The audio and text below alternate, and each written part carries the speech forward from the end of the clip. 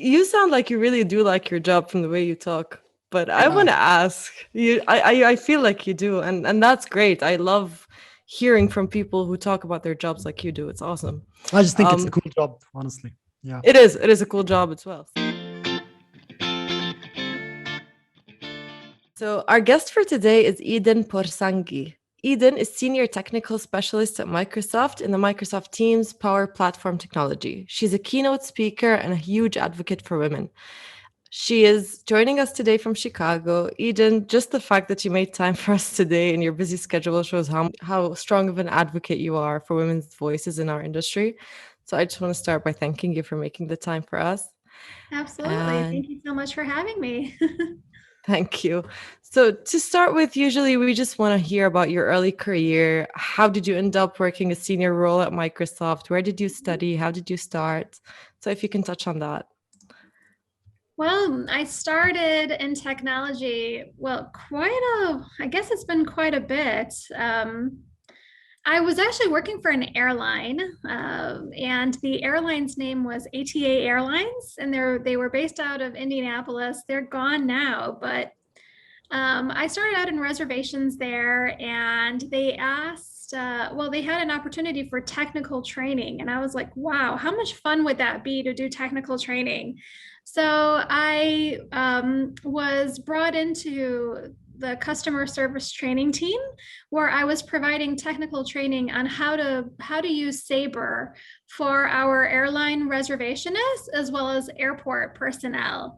So that's where it's kind of started. I was there for about 2 years doing technical training, teaching how to use Sabre, build reservations, things like that. And it was a very exciting role for me. I was very young at the time. I was barely even out of high school, and I had that role. And of course, being so young, it had its own set of challenges, right?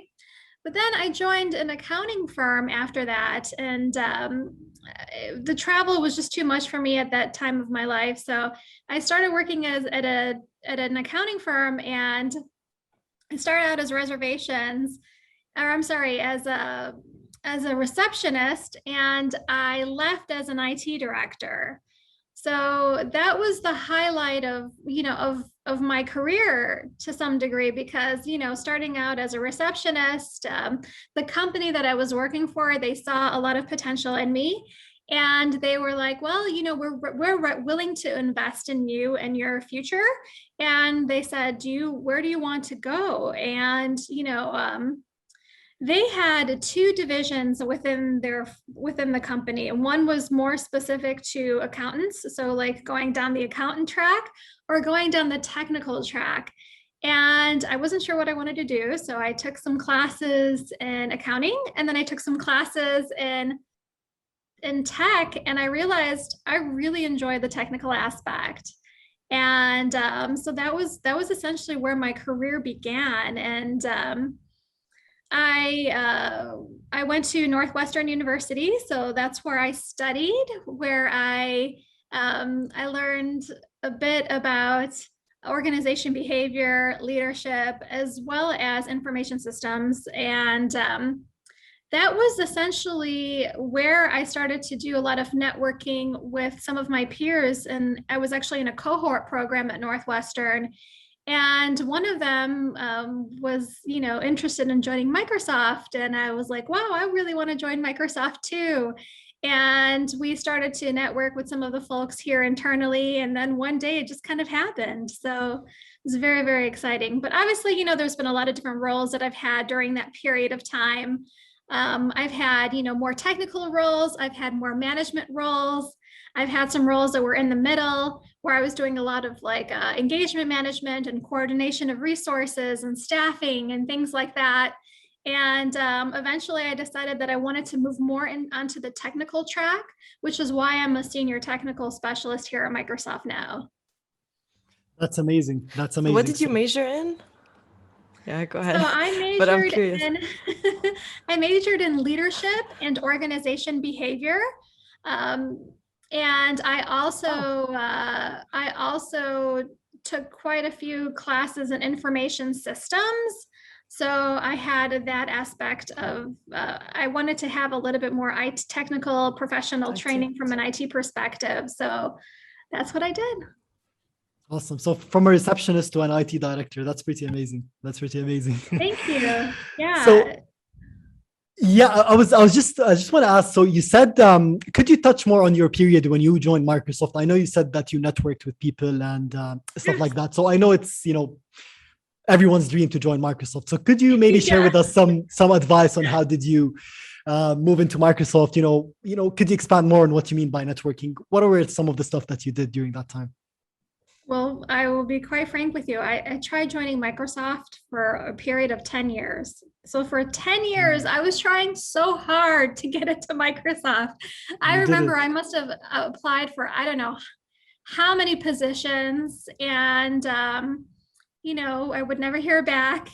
And I remember being so frustrated, like, am I ever going to be able to join Microsoft? And so I was actually back in school at that time, at the time that I joined Microsoft. And while I was there, I made it known to all of my friends that I wanted to work at Microsoft. Wow. And, everyone in the cohort, so I was part of this cohort. And what was great about the cohort is that you essentially take, you're in this leadership program for essentially 2 years. And so you're taking the same classes with everyone that is part of your program. And one of the things that I learned there is that the most important thing that you can get out of the program is to network with your peers. And so what does that mean? It means building friendships, right? It's making sure that you understand what your professional goals are and making sure that everyone else knows your professional goals too. And so for me, especially with some of the peers that I had that were also in technology, I was always like, I really want to join Microsoft and I'm trying to figure out how to get in. We had a couple of speakers who came in to speak to us, and they were from Microsoft. And I was like, wait a minute, I need to talk to you. Can you please tell me more? But the way that I got in was one of my peers, his former colleague had joined Microsoft as a manager and was hiring. And prior to that, actually, our Microsoft Technology Center was also looking to hire some new candidates for the Technology Center there. So I had gone through some not necessarily interviews, but it's like some informational type of sessions with them. I spent the day with them at the Microsoft Technology Center, and it didn't work out for a variety of reasons. Sometimes you have you might have a position open, but then I think we went through a bit of a reorg here at Microsoft.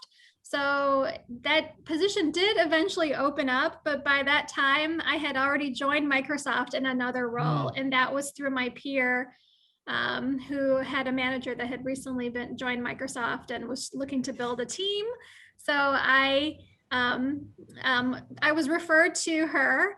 And we had a conversation and she's like, hey, can you come in 3 days and do a demo? And I was like, sure, absolutely. So I went in 3 days later. I had to build out a demo for something that I didn't know a ton about. So that was a very interesting experience, trying to learn as much as I could in a short period of time and build out this awesome demo that's hopefully going to wow them. So it was a lot in a matter of 3 days, but the demo, I don't know if it went perfectly. I don't think it did, but then again, no demo really goes perfectly, but I got an offer literally a day or two later. So it was very, very exciting. And I was so happy to finally join the team. So it was great. Congratulations. That's amazing, honestly. I mean, it's 10 years. And thanks for taking me back to memory lane. It just reminds me of why I'm so, sometimes when you're in the day-to-day routine, you kind of forget, holy cow, I'm working here. And it's been such an amazing experience and beyond my wildest dreams from a professional standpoint. So. No, indeed. And thank you for being so open with us on how long it took you to get into Microsoft, because I think for people, it's, right? I mean it's not, no, it's really, I mean, it shows how persistent you are, but obviously it shows others, it's not that easy. And people should not get discouraged, even if you're getting rejected, that's totally okay. and yeah, just keep going at it. That's an amazing Yes, story. Did not see that coming. Yeah. Absolutely. And also voicing out the fact that you do want to join this specific company to all your Yeah. friends and all your whole family and everyone. Mm. It's kind of really cool. Usually people go like for example, I want to go into this really good school, but if I keep talking about it and then I fail, what is everyone going to say? Yeah. Yeah. But it's actually cool because all your peers ended up calling you and Mm. telling you about opportunities because they know how interested you are in that. So that's a very good tip, actually. It's Yes, Yeah, for absolutely. encouraging. Yes, definitely letting others know, because even while here at Microsoft, one of the things that I've learned is that if you do figure out what it is that you want to do and you make it vocal, it'll happen. It's just a matter of figuring it out and making sure that others know that that's what you're interested in. That's very powerful. That's really cool. That's very powerful. So what about now? Your day-to-day life? How did you become a women advocate? Tell us. A woman advocate. Well, I'll tell you Or how. women in tech. Yeah. No, Tell me. absolutely. I'll tell you how. So, I've been in a variety of different roles throughout my career, both on the engineering side and the management side.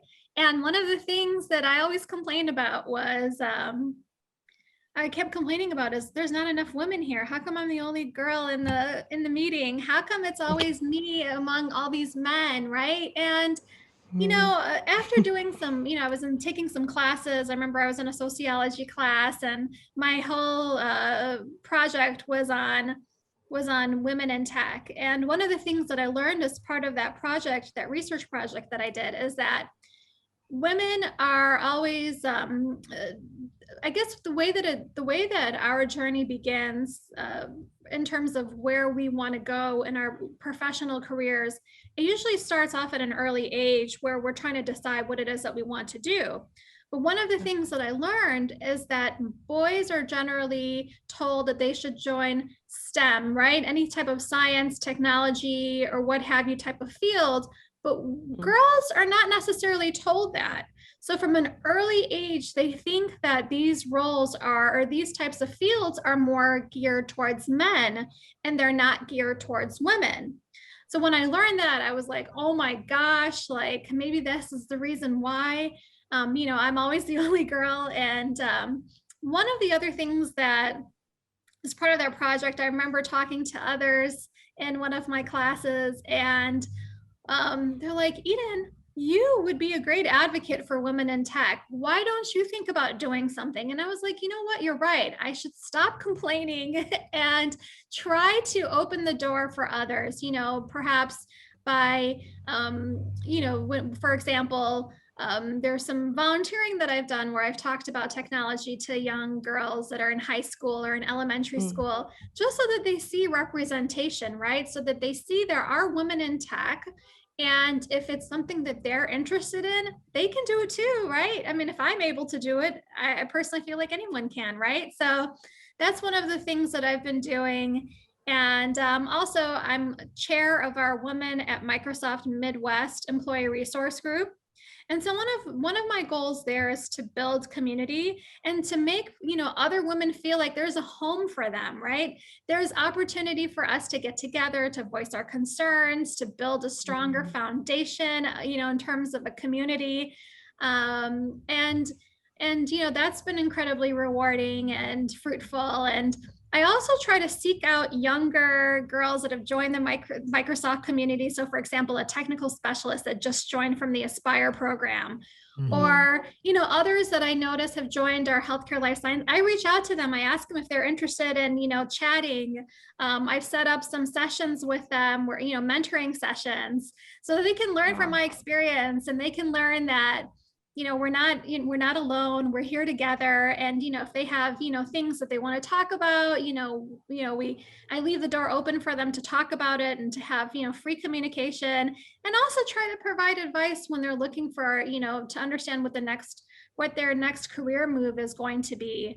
So those are some of the things that I've been doing here at Microsoft specifically, but, I think definitely And advocacy for women starts at a young age, those younger girls, but also when they are in tech and they are also looking for mentors or, just a community of other women that they can lean on. Those are the things that have been really important for me to focus on as an advocate.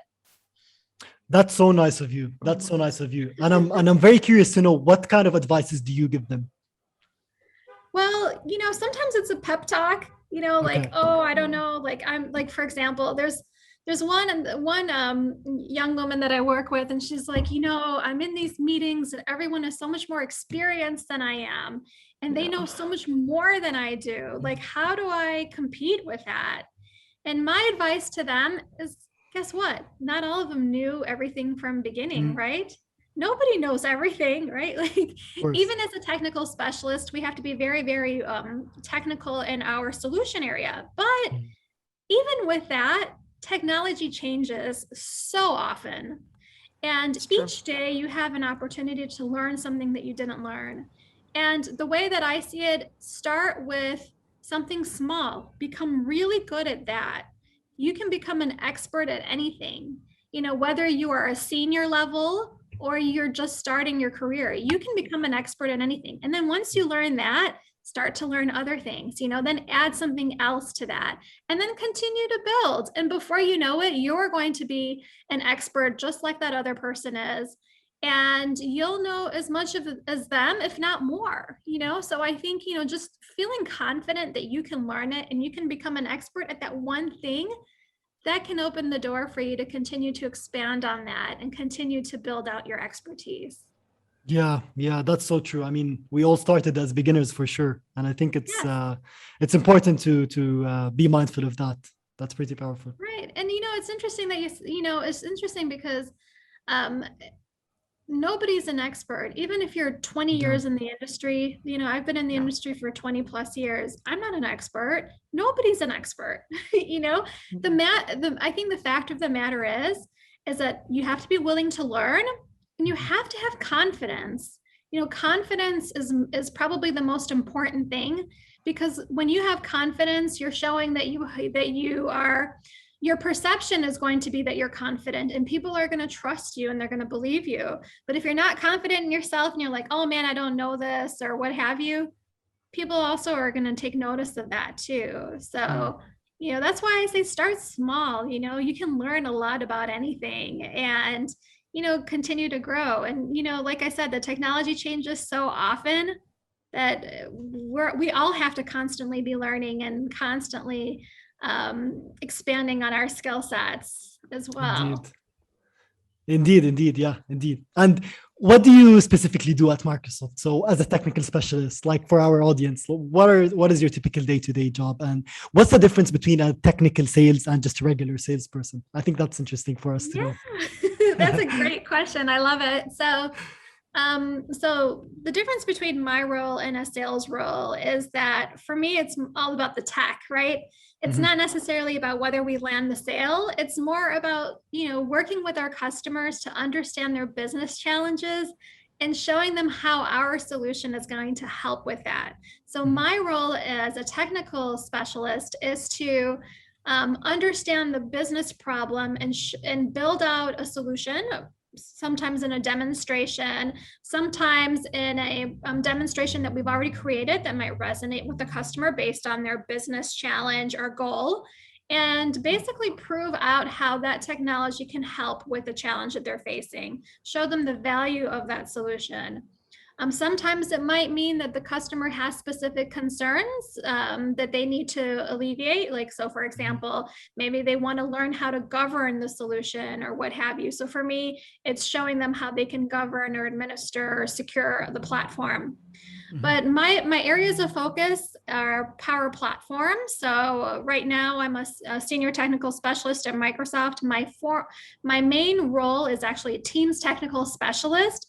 But as a Teams technical specialist, my primary focus is Power Apps, Power Automate, and Power Virtual Agents. So my goal is to be very technical in those areas and to be able to demonstrate that feature and functionality to our customers. Cool. Thank you. Yeah, that's pretty cool. Yeah. Thank you very much for the explanation. Yeah. Thank you for the explanation. It's also really important for girls who are watching this that you can have a technical role and you can be a senior technical specialist that does really cool stuff and Yeah. still look great and go do presentations and you're not sitting behind a desk and coding or something. It's not what working in tech is. And Mm. you're a perfect example of that. You're proactive with people who join and you try to mentor them and you're actually like a role model and you have a technical role, which is awesome. We don't Thank you. find these. It's really hard. It's really hard to actually find women who have experience and have technical roles in big tech, and it's quite sad, but it's awesome when we do find people who can help, Yes, especially with no, thank you for saying that. Thank Yeah. you. That really means a lot to me. I don't really think of myself as a role model, but hearing you say that it just brings No, tears to absolutely. my eyes. It makes me so happy. Absolutely. No, for Absolutely. for me, I am in the Jordan office, Mhm. so joining here in this community, this culture, maybe it's mainly men around here that have Yes. the technical expertise, and there's very little women. Most of them are younger. We're just joined. We don't have much experience, and we're not able to find many role models who know the struggle. So it's Yes, and great. I It's great. definitely know the struggle. I've been there, I've been there and I've done that. And, I just wanted to reiterate, I'm Middle Eastern too. My parents are from Iran. So I can resonate with the culture there as well, right? So I Mm. understand there's not as many even just Middle Eastern women in technical roles as well. Yeah. Like when I Very do true. find someone who comes from that region of the world, it just makes me so excited because I think we need representation from everywhere, right? Not just Mm. from the United States or what have you. It's We need true. to have representation from everywhere, technical female representation specifically. Mhm. Yeah, the Yeah. diversity really does grow the business. It's good for us. So Right. And we- it's not just from a business perspective. Like if you think about AI, right? So artificial yeah, intelligence, like if we're building out an AI model, we need to see my face too, right? Your face, yeah, a Caucasian woman or, different ethnicities, different background to make our AI better, Very true. right? Yeah. that's So we true. have to be representative. And sometimes women, for example, I'm just saying women in general, but sometimes women learn better from other women. They're more willing Mm, to speak up or be vocal when they see other women in the room. Mm. So I always try to make note of that too. If I'm doing a presentation, making sure that everyone is being included and, that's true. trying to make others feel comfortable to ask questions, so there's that as well.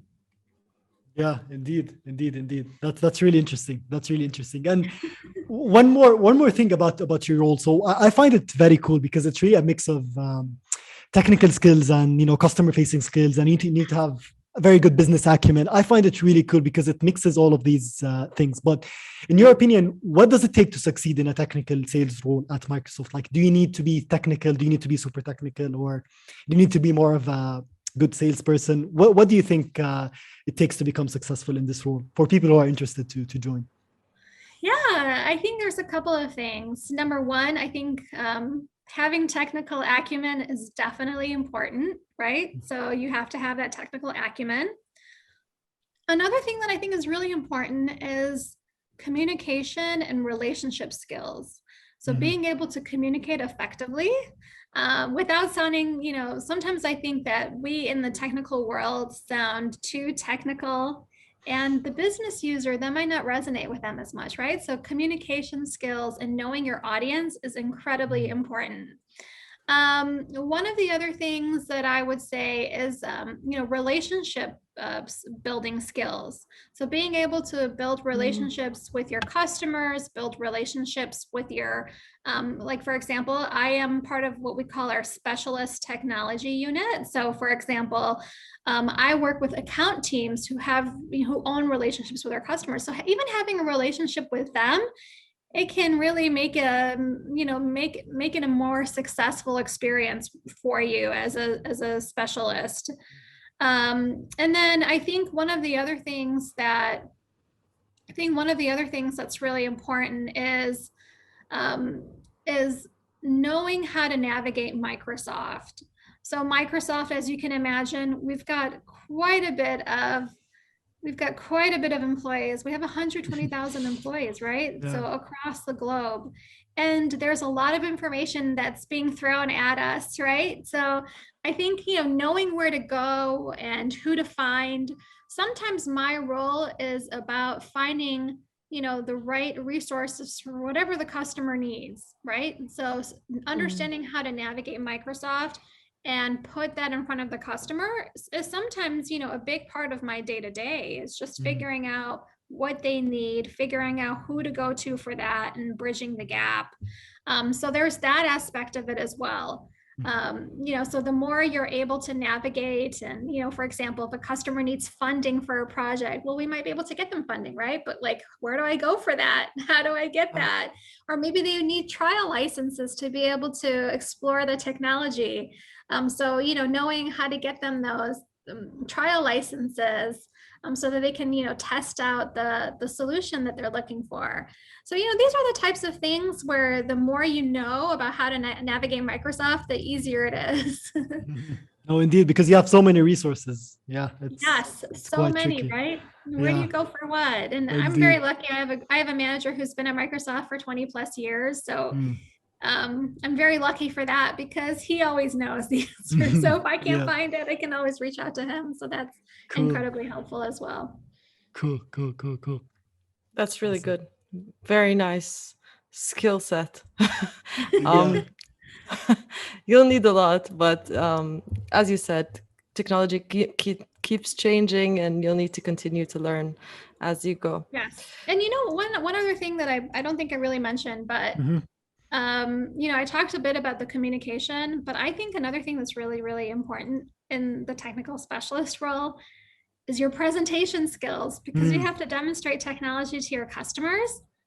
And I don't know how you guys feel, but I hate watching a boring demonstration. It's like my pet peeve. Tell me about it. Yeah. I always say that. I think people who know me, Yes, when you're watching a demo and it's like, oh my gosh, well, this, this is so boring. Like, how am I going to get through this? I think, having good presentation skills and being engaging and showing your customer, well, maybe making some jokes or having fun with it. That's part of a good presentation. That's having fun with your presentation. And I think customers really appreciate that as well. So I think that's an important skill to have. I think it's the most important skill, honestly. And as you said, know your audience, because I get frustrated when people do demos on things I don't really understand, that they talk about terms that I've never heard of. So it really frustrates us as the audience. So I think it's important to know what your audience knows and what they don't know. So Yep, I definitely understand that. So I'll tell you, for a long time ago, I worked on a project for our Chicago public schools, and I remember I had to teach the lunchroom staff how to use a specific technology. So as you can imagine, I mean, they're different learners. Some folks have not used technology in the past. So that was a very humbling experience for me that I had to change my style of training to that audience, right? And then I think for me, it was I learned that in order for me to train, different folks than what I'm used to, which is usually other technical folks who've been in the industry for X amount of years and they're a whiz at every technology, right? So that was a very enlightening experience for me personally, because I learned that everybody's different and you have to make sure you know who your audience is and speak effectively to that audience. 100%. Yeah, 100%. That's very important. Yeah. We always get these trainings where there's like abbreviations and stuff, and he's like, you already know this, and I'm like, I don't know this. So it makes a lot of sense. Right? It's quite frustrating. Yeah, especially here we abbreviate everything. Yes. Yeah. You sound like you really do like your job from the way you talk, but I want to ask you. I feel like you do, and that's great. I love hearing from people who talk about their jobs like you do. It's awesome. I just think it's a cool job, honestly. Yeah. It is a cool job as well. Like it's really nice. It combines one of the most really good skills, and you feel like you have an impact by getting the reward from the customers, and you see how they start working and how your presentation affected their business, and that's cool. But would you have done anything differently? Like, is there a specific thing that you really like about your job, something that you would have not wanted to do? Yeah, of course. So I think I mentioned earlier that I've had multiple roles, right? So I've been on the management side, I've been more on the technical side. When I was on the management side, sometimes when you're working in that type of a role, it's not really about the technology anymore, it's about the people. And a couple of things. I wish that I had taken more leadership classes prior to being in that type of a role, because leadership experience really helps with how to deal with difficult conversations, what type of leadership styles are necessary for the type of situation that you're in, for the types of folks that you're managing. So those are some of the things that I wish I had known prior to. So I would have probably, if I were to look back, I would look at, perhaps how to be more of an effective leader by taking that additional training, which I find incredibly helpful now, but I kind of wish I had that back then. The other thing is that whenever you're in a management role versus a technical role, again, things start to deviate, right? So when you're doing more management, you're not doing as much technical. I think what I would have done differently is I would have tried to continue to keep that technical skill set just as strong being in a management role. So perhaps that meant, some push projects or some projects in which I'm taking more of a technical focus so that I didn't lose out on that period of time when I was mostly managing and not really being as technical as I would have liked to have, remained, I guess. So seems like you're in the right place being technical specialist, honestly. Yeah, I like it. I definitely do. It's a lot of fun. Yeah, and I think management is really underrated when it comes to complexity. People think it's easy, but it's really hard. Especially as you said, these difficult conversations, you need to be able to navigate those. So I think it's a whole different game. Yes, absolutely. It's, when you have any type of a customer facing or managerial type of position, it's different skills that you have to use versus when you're working in tech, right? It's just you and your computer. It's not necessarily like you can tell your computer what to do, and it might not always work effectively, but you have a little bit more control in the turnout of that situation, right? So you can get frustrated at it. So take it on the keyboard. Awesome.